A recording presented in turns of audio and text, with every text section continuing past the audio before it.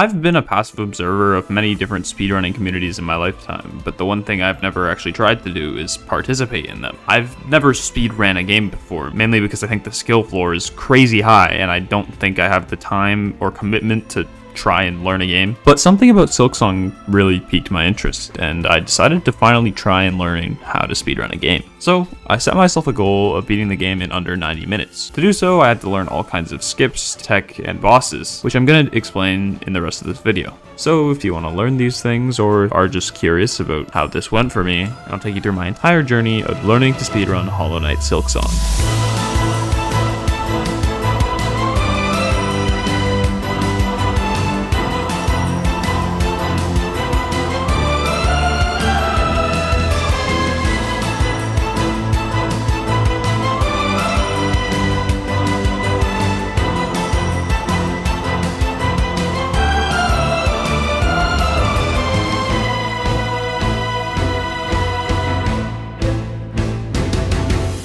Real quick guys, I just want to say, I'm not a top runner, I'm not even good at this game, so if you're taking my advice here as fact, I don't really know what I'm talking about. I'm kind of just spouting off what I've learned and taught myself in a scuffed way. If you want actually good speedrun tutorials, I think like My Pet Cactus is a good one. I'll link that in the description. And I got my route from Blue's 103 time because that's what the world record was around the time when I started this. So also, I'm not even using the fastest route now because that goes through Last Judge and I still am using Cloak Mist. So it's a little outdated and I'm a little stupid, but it's fine. Start the video.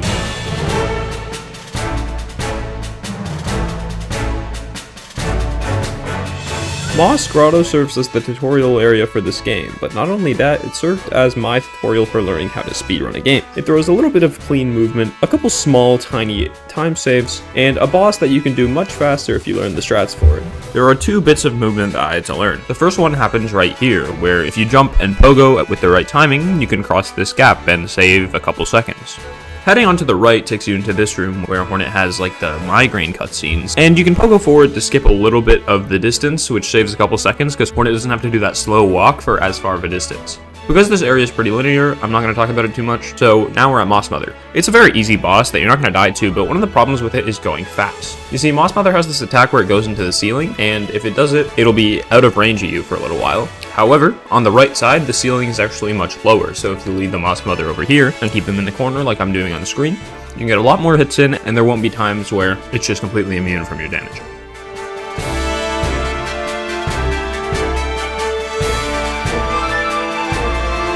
After listening to the Chapel Maid's Yap session, we're now free to roam through the world.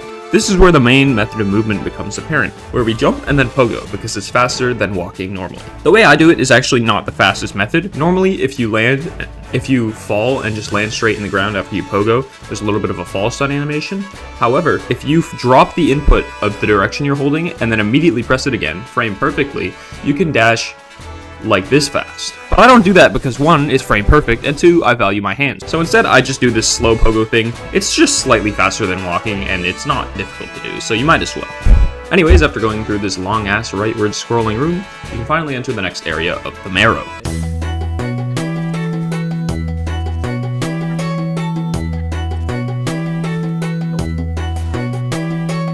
You're probably thinking that the marrow is a really easy segment of the game, which is reasonable. I mean, it's like one of the first areas, but I think there's actually a little bit of complexity to it that you might not realize, and I didn't realize either, because this area is actually really annoying. The first thing is the beastfly pogo. Getting up to this ledge saves around like 2 or 3 minutes, I'm pretty sure, and what you have to do is lead this guy over and bounce off his head. There's probably a setup to it. I'm too lazy to learn it, so I kind of just go vibes based, and that does not work very often. Once you get up here, you go past Chakra to enter Moss Home. I'm going to count this as part of the marrow because you kind of just go in for Silk Spear and leave. This first room is actually pretty annoying, but I kind of have a strat for it where I wait to bounce off this guy to get onto the higher platform, and then I reflect this projectile as I jump between these two platforms and then knock this dude off to like neutralize the threat of the annoying moss shooter guys because I fucking hate them. Up here I grab the relic because I'm still running Nail 2 because I'm a bum, and then I head to the right where there's another small little enemy pogo. This one only saves like 10 seconds, but if you taunt on this platform and then wait for this guy to start charging you, you can bounce off him to get up to Silk Spear. After getting Silk Spear, you can now go down and fight Bellbeast. I don't really know the proper way to do this. I kind of just do it. There's a phase skip that I haven't learned. Yeah, whatever. Get the Silk Heart and then go to the right.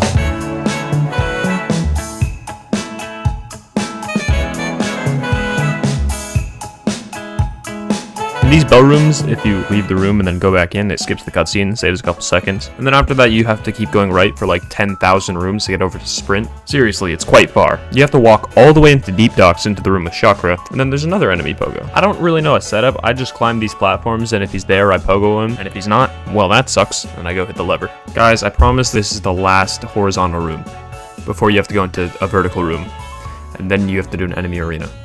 And then you can get Sprint. There's like 3 movement pecks that you need to learn. The first one's pretty simple, right? Watch this. Crazy, I know. The second one is like this. You just press sprint and dash at the same time, and you get this like bunny hopping thing. And the third one is a little bit more annoying, but you have to pogo and then dash immediately to cancel your pogo false stun. And I think, so this is the fastest, then this, then sprinting normally. I just went normally when I was learning to run because, you know, I value my hands. It's not like I'm gonna go that fast. But recently I've been incorporating more and more of this jump dash and this pogo dash stuff. You don't really need to do it though, just like run like this for now.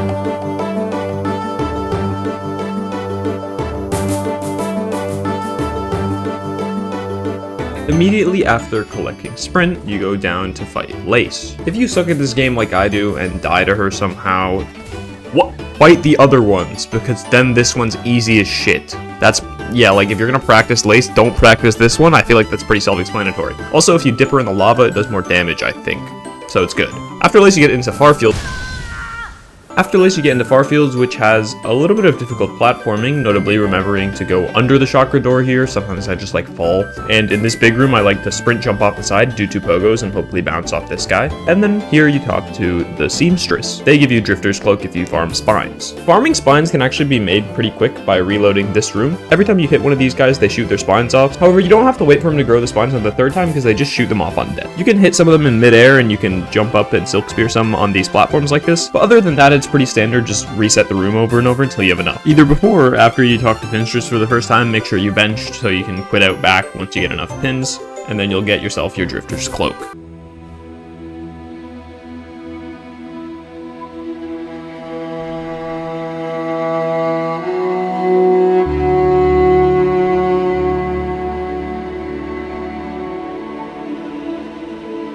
Immediately after you get Drifter's Cloak, you have to do probably one of the hardest skips in the game. It's mainly because there aren't very many skips in this game, but 4th course is a really long, annoying fight, and we don't want to do that. So instead, if you sneak up this draft here and get full silk, sprint jump off, heal at the peak of your jump, buffer a float, dash, and then float again, and she'd barely make the gap. To this day, I don't think I'm doing it correctly, but I'm making the jump, and that's what matters, you know? However, when I was still learning, there were times when I would just bonk on the side, not make it, and still end up respawning on the other side. So there's a little bit of lenience there if you're not doing this perfectly. Okay, that one counted. Oh no! Greymoor movement is actually really fun in my opinion. I especially like this room where you use a lot of wall jumps. I'll just play it in full here while I'm talking. But essentially in Greymoor you gotta run all the way to the left and down to fight Moorwing to enter Bellhard to enter Shellwood. To do this you have to go through the arena first. I have a bit of a strat here where I hit this guy twice, Silk Spear, hit the other guy twice, and then when this guy spawns I hit him with 2 Silk Spears and like 3 nail hits and he dies. And Moorwing is a pretty difficult fight, however, you kind of just get used to it after playing it a couple of times. I don't really know how to describe it, because it's not that hard at the end of the day, especially compared to a lot of the stuff that comes later. So if you're struggling that much with Moorwing, then yeah, I don't know how to help you, bro, I'm sorry.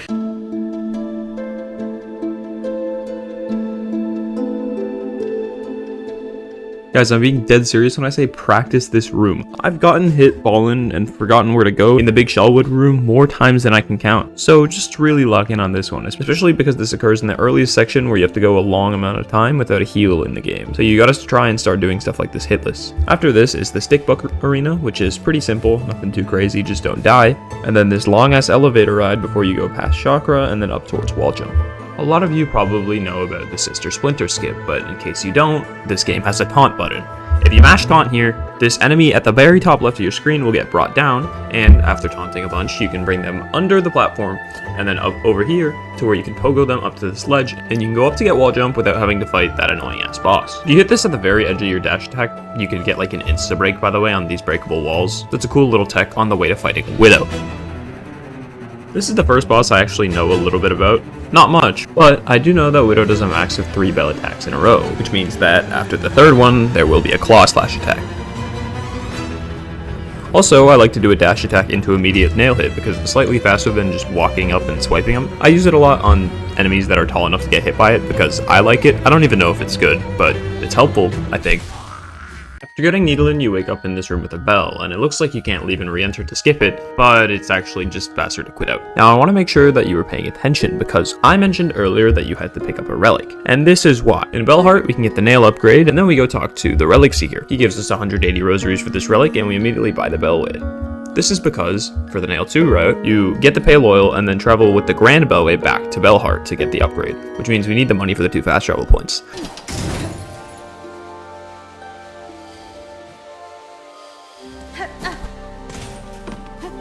If you liked this greymoor room, well, you're in luck, because we get to go back and do it again. This time, though, we go to the right. Over here, I do grab the elevator and the bench because I'm very inconsistent at this segment, but after that, I go up to the top right of Greymoor to exit into Sinner's Road. We're only in Sinner's Road for a little bit, it's just our way of getting into the mist, but there is one notable thing that you need to know to learn, and that is Shalomay Skip. This guy goes, Shalomay, and if you bounce off his head 3 times, you can get up here, skipping one of the most annoying rooms in the game. In this room, make sure you don't get mucked, and then break this wall to get into the mist. Real quick, I'm going to steal Blue's idea of like a narration of the mist.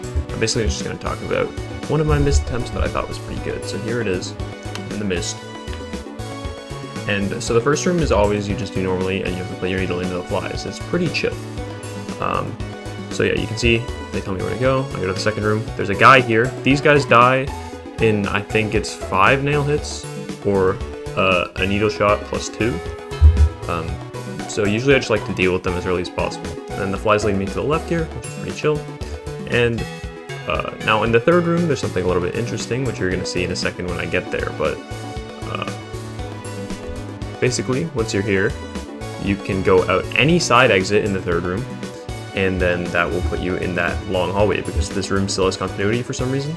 Also, another thing I did there, when I doubled back to the previous room, is something called room juggling. If you go through a room and then go back through the same loading zone, it'll still save the amount of completed rooms that you've done, so there I just felt like I wanted to go right back across the same one.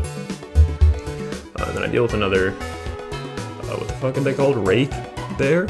Pretty chill. The fourth room you always have to do normally. So yeah, these flies let me go to the top. And I room juggle again, because on the fifth room, you have to go to any right exit, and that room I recognize does not have any right exits. You can memorize all the rooms, or you could kind of just go off what you know, like I do. I don't have like any of them memorized really, I just know like that one. So pretty chill mist. If I can get out the right here. There we go. Calm mist, and I'm out into exhaust organ. This is more of a quick thing, but the cycles in here do line up relatively well, so you can kind of just full sprint through it. Obviously don't force it, but like typically you can kind of just go straight. Anyways, after that, that brings us to Phantom. Phantom is a fight that's pretty similar to the Lace encounters, because you can kind of jump over everything that they do. It's not too difficult once you get the hang of it, however, I still do lose runs here. It's not like I'm perfect at it. The main thing I do though is just jump and then try and Silk Spear next to these walls, because it gets your end leg cancelled if you hit one. Other than that, just go for it.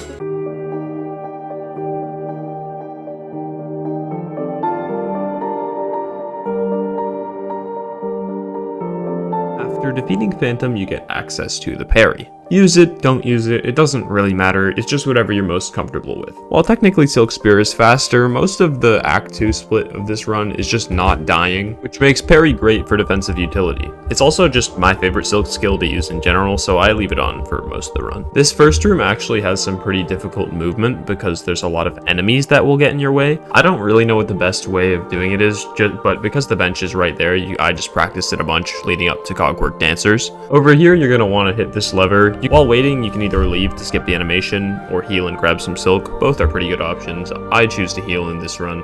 Through these big guys, you can actually pogo and then immediately dash, and the pogo will give you enough iframes to get through them. You can also do this with clawline later, and it's pretty helpful for going through tall enemies like this. If you didn't know, Cogwork Dancers actually have separate health bars, so by just tracking down one of them, you can get the phase skips much faster.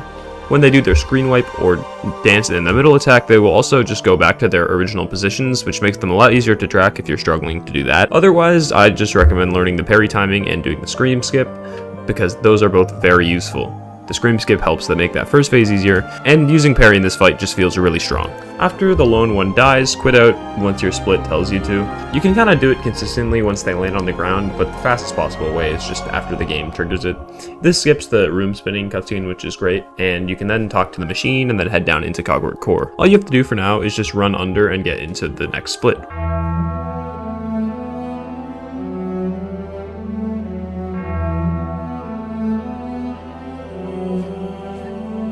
I'm not gonna act like I know where to go in Whispering Vaults because 90% of the time I take at least 1 or 2 wrong turns in here. This place is still a maze to me. I should probably still practice it, but I'll tell you where you're supposed to go, and then you can try and find it. We only take a quick pit stop here for now, where we go up past the Trobio room to do the puzzle for the pale oil. Grab yourself the pale oil and then go back through the room and exit Whispering Vaults through the Trobio door. This allows us to get a nail upgrade right before fighting Trobio. Am I good at this fight? No. The only piece of advice I can really give people is to parry or silk spear the tornado, because that's the only way you can really do good damage to it other than pogoing off the top for like a tiny bit. Parry especially is really good on this tornado, I find, because the timing is not that hard to hit, and then you get iframes for the rest of it. After you kill him, pick up the claw mirror because why not, and then head down into the underworks to pick up.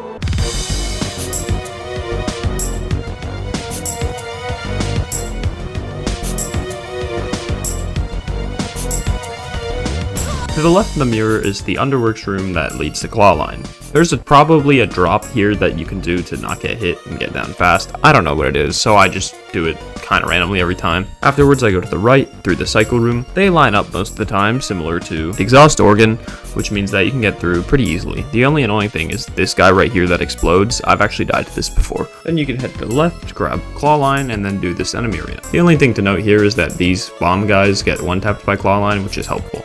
After that, you can head up under the Trobio elevator and through this breakable wall, and then go to the room that gives you the Whispering Vaults melody. However, you have to walk back through and play it to the Vault Keeper. Make sure to actually play the music, because I have just walked away at times and then lost the run because I didn't actually have all 3 melodies on my thing. That was pretty funny. With 1 melody down, you might be thinking that the run is pretty close to over. And you'd be right, we've only got 2 more to get, so let's move on to the next one.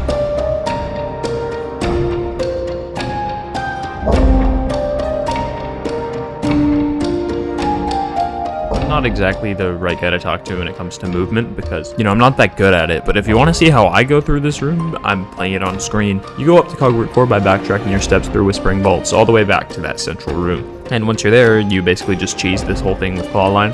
There's no point in actually going the long way around when you can just bounce off every single spike in the room.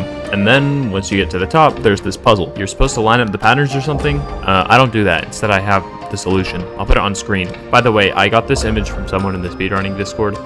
I'll be honest, I don't remember who it was, but shoutouts to them.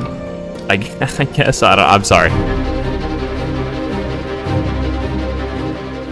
I know you, I know what you are, I know you don't give a shit about the high halls movement. Instead, you want to know about the gauntlet. You can probably get through high halls as parkour in like 5 minutes, and then you get here and you die for 40, because that's what happened to me when I started learning this game. My first ever time was a 3-hour time, I think, and I think an hour or more of that was dying in high halls. So, high halls gauntlet. How do you get good at it? Well, clearly I haven't fucking learned yet. If you're actually here to learn and you want Mr. Speedrunner Man to give you advice on how to do this, I don't know, man. It's just like, you just get, like, okay, Trobio Mirror is good. Heal on top of their spawns, because you're roughly gonna know where they are. Overlap Silk Spear or parries, and then other than that, I don't know, the double big guy, just get on one side of him, and then don't get hit. Like, it's really not, like, you kinda just gotta do it. You can't, like, cheat. It just happens. Oh. That's great. Clip that, bro. Clip that. And as I kind of talked about, there's not a lot of advice I feel like I can really give in bosses, because I just, like, I don't want to just say you gotta do it, but you just gotta do it, you know? So for Lace 2, my strat is just jump over everything, because everything that you can, other than this one when she does the front flip, but then you just gotta react to it and dash away. And then Grandma Silk is the end of your run. Over here, what you're gonna want to do is not walk into the blatantly obvious attacks that cover the whole screen. You got that? Chill. This run that you've been seeing this whole time is a 1:34:11, which is like my second fastest one, I'm pretty sure.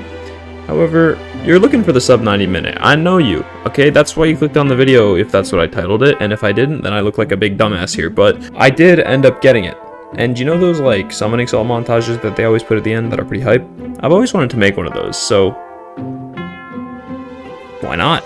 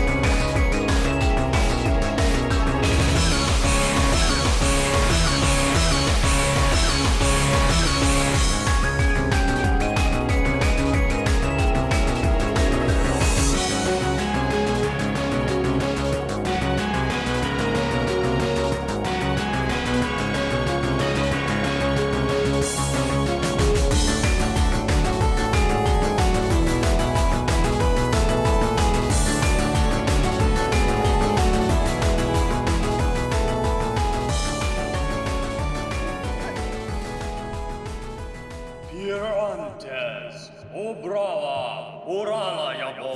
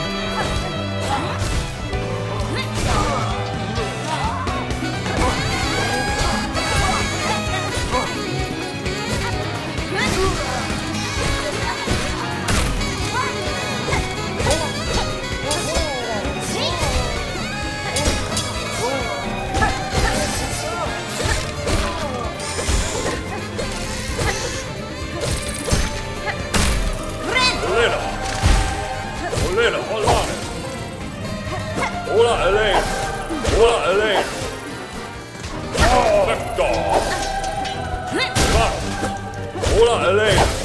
Grotto.